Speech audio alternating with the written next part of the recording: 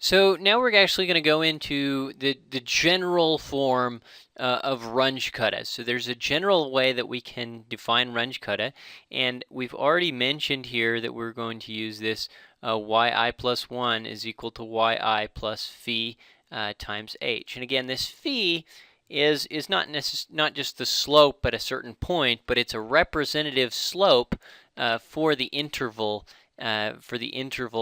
h.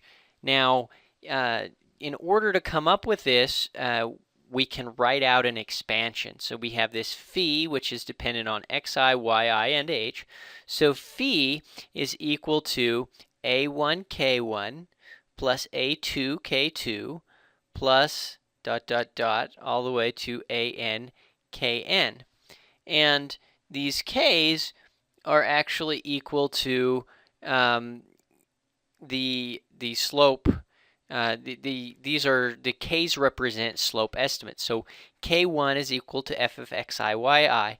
K2 is equal to f of xi plus p1 times h, comma. So this is the x value. So this is just all of these are just f evaluated. So it's f of x y, but the xy points that we're going to evaluate this at to get our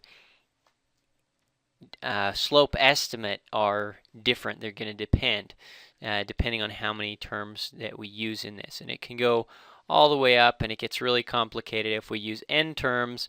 It's xi p n minus 1 h, and you should notice as well that we're using, so here we have k1 and we come up with k1 and we use k1 right here in the next equation, and here we come up with k2 and we use k2 in the next equation. We also use k1. If you see, this is k1 and it's still used, and so this is the general relationship that we have for Runge-Kutta.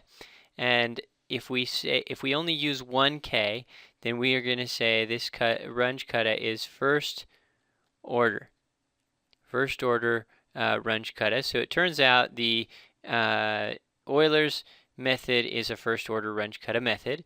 The second, if we have a second k, that's going to be second order,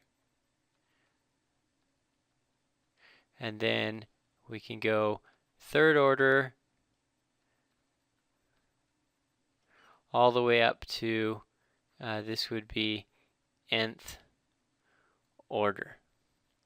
And the more terms we use, the more accuracy we're potentially going to be able to get. We're going to have less error in this slope estimate. We're going to have a better representative slope.